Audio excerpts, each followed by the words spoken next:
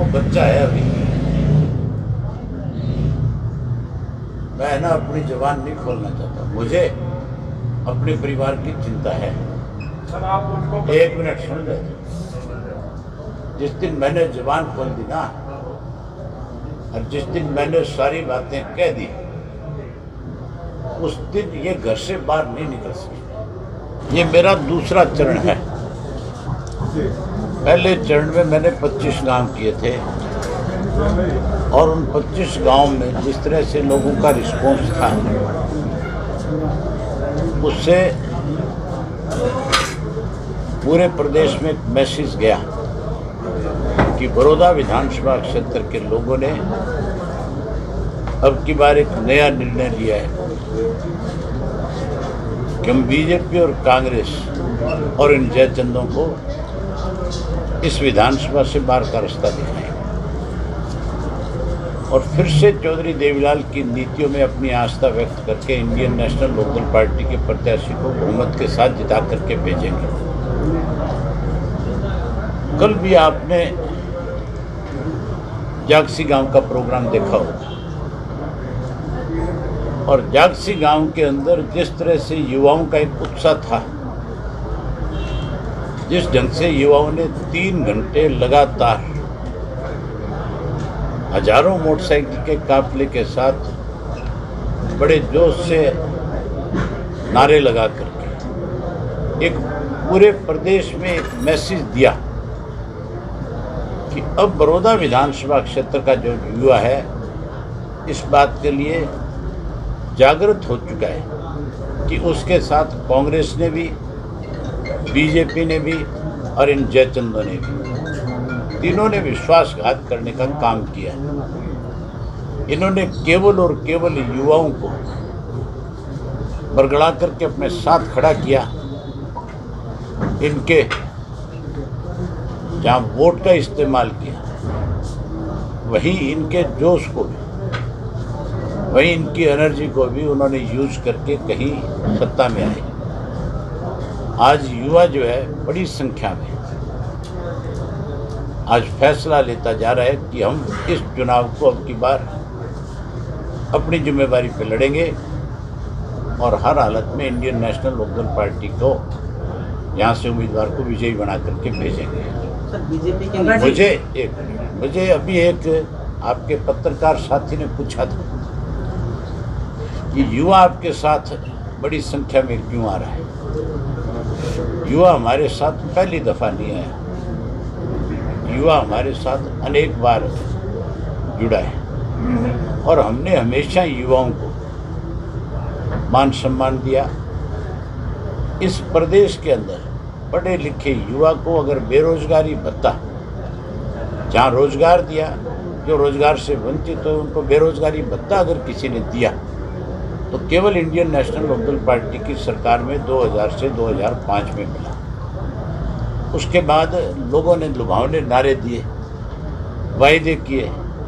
अब की बार भी 11-11 हज़ार रुपये बेरोजगारी भत्ता देने की बात कही गई, लेकिन एक नया पैसा किसी युवा को बेरोजगारी भत्ते के रूप में नहीं मिला।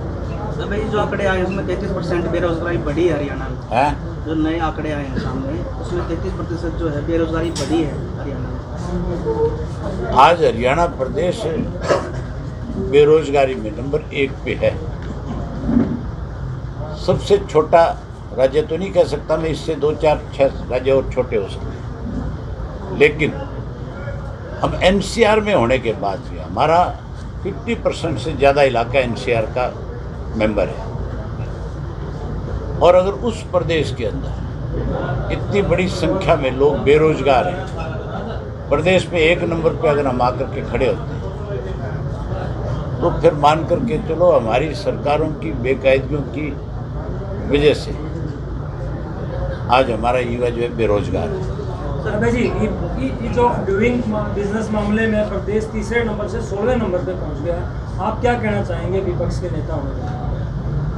सरकार के जो निर्णय हैं अगर लोगों के हित के होते हैं तो आज ना युवा बेरोजगार होता, ना इंडस्ट्री जाती, ना इस तरह के आंकड़े बढ़ते, और ना सरकार को विधानसभा में भागना पड़ता। सर बीजेपी के नेता यहाँ आ रहे हैं, वो कह रहे हैं कि एक सीट से कोई फर्क पड़ने वाला नहीं है। एक सीट से ना तो सरकार बनने वाली ना गिरने वाली। तो क्यों धक्के खा रहे हैं, क्यों घूम रहे हैं, अपने घर क्यों नहीं जाते बाबा जी हैं? आप कहते हो कि वो कहते हैं कि कोई फर्क नहीं पड़ता, तो फिर भाटिया को आज 2 महीने हो गए यहाँ पड़े हुए हैं, अपने घर जाए, क्या कर रहे हैं यहाँ पे?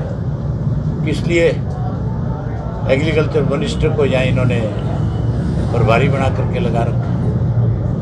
किस लिए ये जो है कभी बिजली मंत्री को भेजते हैं, कभी ये चौधरी अजय सिंह आते हैं, कभी कोई और दूसरे तीसरे लोग आते हैं। दिग्विजय चौटाला भी कुछ दिन पहले गोहाना पहुंचे थे बड़ौदा हल्के में। उन्होंने कहा है कि इनेलो तो खत्म हो चुकी बड़ौदा हल्के से, तो थोड़ा घना बात घना वाला काम है, क्योंकि पिछले चुनाव में भी 4000 के करीब वोट संख्या। वो बच्चा है अभी,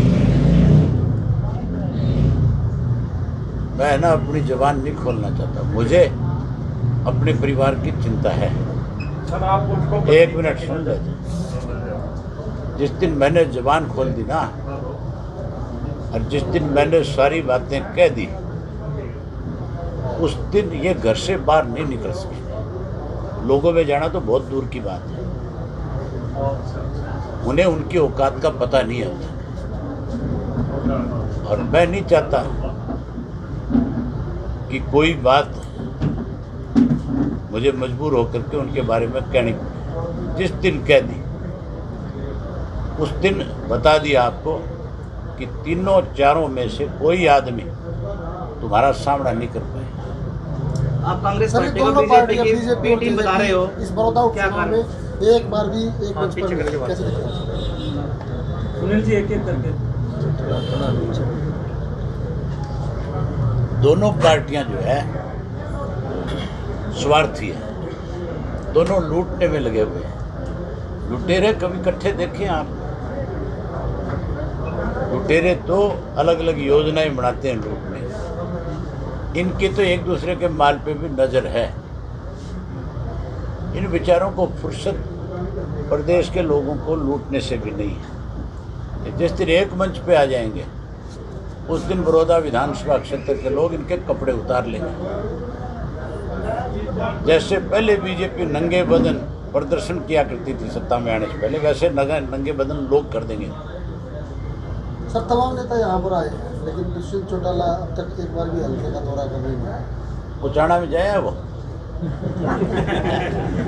तो भाई जी, जिस प्रकार से सरकार दावे करती है कि हर घर में, गरीब के घर में शौचालय बनाने की बात करती है, कल हमारी टीम एक सर्वे कर रही थी भूषाना गाँव में। वहाँ एक संतोष कुमारी का घर है जिसमें छः बच्चे हैं, जिसमें से 4 बेटियाँ हैं। उनके घर पल्ली अड़ा के अभी भी जो है शौचालय में वो यूज करते हैं। ऐसे हालात अभी भी हल्के में देखने को मिलते हैं। ऐसी सरकार के आप क्या कहेंगे? आपने जो सवाल पूछा है, हमारे प्रदेश का मुख्यमंत्री तो ये भी कहता है कि हमने शौचालय बना करके लोगों को कोरोना की बीमारी से बचा दिया। शर्म नहीं आती इन लोगों को इस तरह के बयान देते हैं। अब जी सुनने में यह है कि दूसरी पार्टी के कई बड़े नेता पार्टी छोड़ के इनेलो पार्टी जल्द ज्वाइन कर सकते हैं। सुनने में क्यों आया, ज्वाइन कर रहे हैं। बड़ौदा हल्का से सर बड़ा ऐसे सुनने में आ रहा है कि कुछ नेता जो है आज मैं तेरे को बता दूं, सारे कांग्रेसी उसके घर जाके बैठ जाएंगे। ठीक है, धन्यवाद सर।